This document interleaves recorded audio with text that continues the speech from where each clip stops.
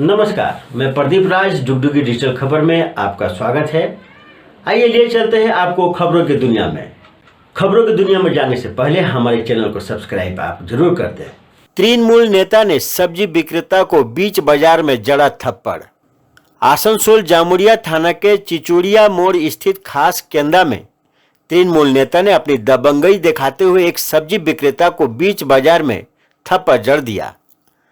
उसके बाद भी तृणमूल नेता का रौब कम होने का नाम नहीं लिया, उल्टा उस गरीब सब्जी विक्रेता को बीच बाजार में ही धमकी भी दे डाला। बताया जाता है कि जामुड़िया 2 नंबर ब्लॉक के तृणमूल सभापति सिद्धार्थ राणा ने एक सब्जी विक्रेता रंजीत बर्नवाल को बीच बाजार में ही केवल इसलिए थप्पड़ मार दिया कि सब्जी विक्रेता ने सब्जी की कीमत तृणमूल नेता के कहे अनुसार कम नहीं किए। फिर क्या, नेताजी का पारा 7वें आसमान पर चढ़ गया।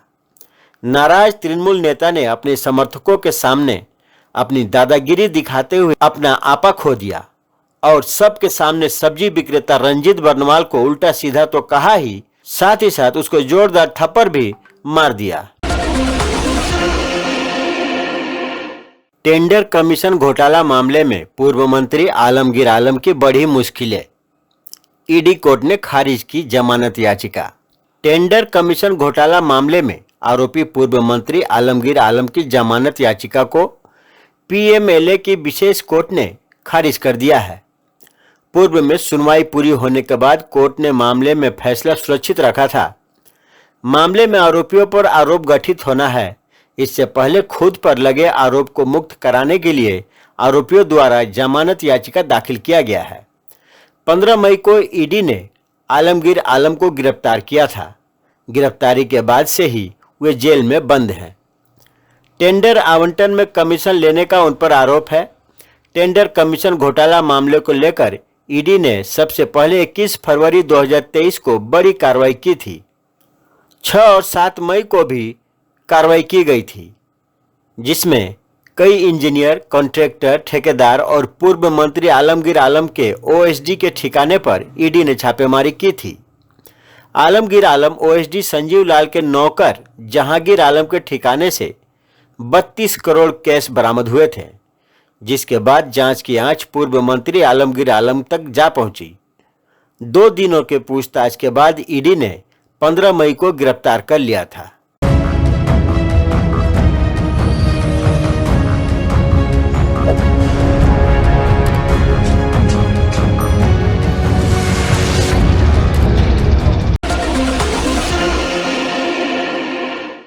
डीबीसी मैथन में ट्रेड यूनियन का मतदान सीआईएसएफ जवानों की सुरक्षा में संपन्न हुआ। डीबीसी प्रशासनिक भवन में मंगलवार को डीबीसी के ट्रेड यूनियन का चुनाव सीआईएसएफ जवानों की सुरक्षा में संपन्न कराया गया। डीबीसी में हो रहे ट्रेड यूनियन चुनाव में पूरे वैली में करीब 3000 कर्मचारियों ने अपने ट्रेड यूनियन को मतदान किया, तो वहीं डीबीसी मैथन में कुल 275 मतदाताओं में कुल 266 मतदान हुआ। इसके लिए डीबीसी के सभी परियोजना में मतदान की व्यवस्था की गई थी। मतदान सुबह 6 बजे से ही शुरू हो गया था, जो कि शाम 3 बजे तक चला। बुधवार को कोलकाता डीबीसी मुख्यालय और मिश्रित भवन मैथन में मतगणना होगा, जिसके बाद तय हो जाएगा कि अगला मान्यता प्राप्त ट्रेड यूनियन कौन होगा। डीबीसी के वैली में कुल 6 यूनियन हैं: डीबीसी कामगार संघ, डीबीसी कर्मचारी संघ, डीबीसी मजदूर संघ, डीबीसी श्रमिक यूनियन, डीबीसी स्टाफ एसोसिएशन और हिंद मजदूर किसान यूनियन।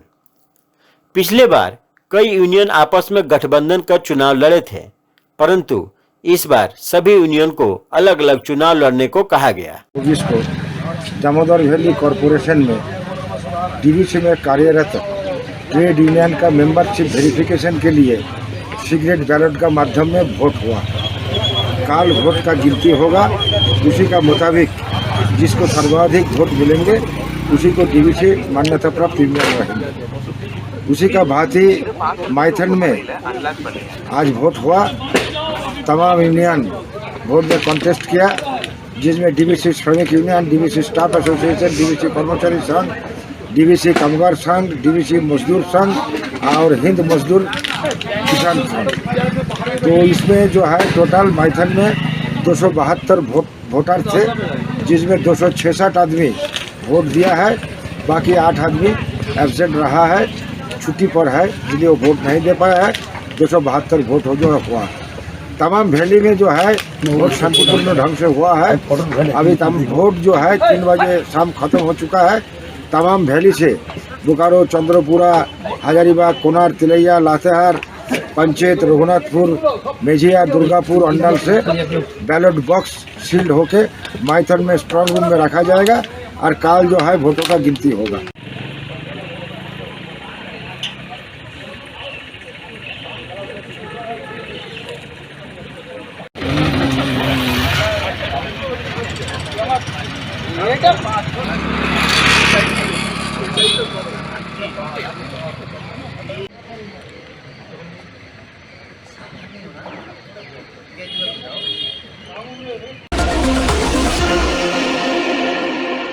बंगाल से आलू की सप्लाई रोके जाने के बाद एक्शन में हेमंत सोरेन, मुख्य सचिव को दिए निर्देश। रांची, पश्चिम बंगाल की ओर से आलू के वाहनों को सीमा पर रोके जाने के मामले का मुख्यमंत्री हेमंत सोरेन ने संज्ञान लिया है। झारखंड के मुख्यमंत्री ने मुख्य सचिव को इस संबंध में तत्काल कदम उठाने के निर्देश दिए हैं। मुख्यमंत्री हेमंत सोरेन ने मुख्य सचिव अलका तिवारी से कहा है कि इस मामले का हल तत्काल निकालें। सीएम का निर्देश मिलते ही सीएस ने पश्चिम बंगाल के मुख्य सचिव मनोज पंत से बात की और इस मामले का हल निकालने के लिए कहा। पश्चिम बंगाल के मुख्य सचिव ने झारखंड की मुख्य सचिव अलका तिवारी को भरोसा दिलाया है कि जल्द ही एक कमेटी का गठन करके आलू की सप्लाई रोके जाने के मामले का निष्पादन किया जाएगा। पश्चिम बंगाल ने आलू के ट्रकों को झारखंड जाने से रोक दिया, जिसकी वजह से आलू की कीमतें बढ़ गई हैं। दूसरी ओर आलू को सीमा पर रोके जाने की वजह से ट्रक में आलू सड़ने लगे हैं। एक ओर झारखंड के आम लोग आलू की ऊंची कीमतों से परेशान हैं, तो दूसरी ओर आलू व्यापारी भी नुकसान झेलने को विवश हैं। बंगाल सरकार ने कीमतों को नियंत्रित रखने के लिए अन्य राज्यों को आलू की सप्लाई बंद कर दी है।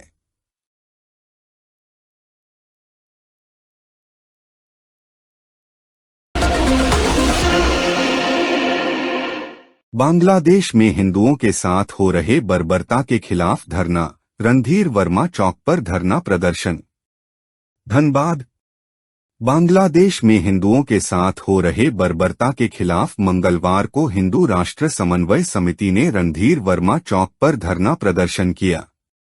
प्रदर्शनकारियों ने कहा कि भारत सरकार बांग्लादेश की सरकार को हिंदुओं को सुरक्षा देने के लिए कहे एवं वहां हिंदुओं के साथ हो रहे अमानवीय कृत्य की निंदा करें। बांग्लादेश को स्मरण दिलाए कि वह लियाकत नेहरू पैक्ट मानने को बाध्य है। बांग्लादेश को चेतावनी दें कि बांग्लादेश को भारत ने बनाया है एवं चाहे तो भारत उसका अस्तित्व मिटा सकता है। जो हिंदू भारत आना चाहते हैं उनको आने दें। बांग्लादेश में अन्यायपूर्ण गिरफ्तार स्वामी चिन्मय कृष्णवास ब्रह्मचारी को तत्काल मुक्त किया जाए। गढ़वा में गैंगवार, अपराधियों ने सरेआम की फायरिंग, एक की मौत, दूसरा घायल।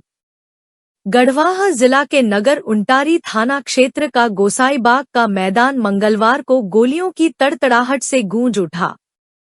बाइक सवार अज्ञात अपराधियों ने मोटरसाइकिल से जा रहे एक युवक पर ताबड़तोड़ फायरिंग करते हुए 5 राउंड गोली दागी। इस घटना में युवक की मौत घटनास्थल पर ही हो गई।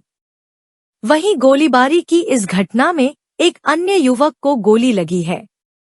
इस वारदात के बाद मौके पर पहुंची पुलिस ने युवक की पहचान सत्येंद्र पासवान उर्फ सत्या पासवान के रूप में की है।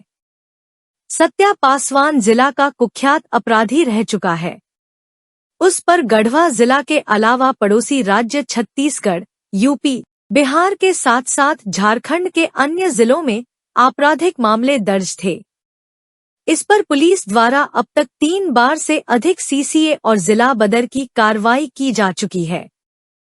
सरेआम फायरिंग की इस घटना के बाद से इलाके में दहशत का माहौल है। वहीं कुछ इसे गैंगवार भी बता रहे हैं। फिलहाल पुलिस सभी बिंदुओं पर जांच कर रही है। ईटीवी भारत की टीम ने गढ़वा पुलिस अधीक्षक दीपक पांडे से फोन पर बात की, जिसमें उन्होंने बताया कि अज्ञात अपराधियों के द्वारा की गई फायरिंग में सत्या पासवान की मौत हो गई है। इस हत्या को अपराधी गुटों के बीच का मामला माना जा रहा है। पुलिस इस मामले की जांच कर रही है। बांग्लादेश में सनातनियों पर लगातार हो रहे अत्याचार के खिलाफ पलामू में प्रदर्शन। इस्लामी कट्टरपंथियों के जरिए अल्पसंख्यक हिंदुओं के मठ, मंदिरों, गुरुद्वारों को खंडित कर एवं महिलाओं पर अमानवीय अत्याचार अत्यंत चिंताजनक है। बांग्लादेशी हिंदुओं की लोकतांत्रिक पद्धति से उठाई गई आवाज को दबाने के लिए उन पर अन्यायपूर्ण अत्याचार का नया दौर उभरता दिख रहा है। पलामू।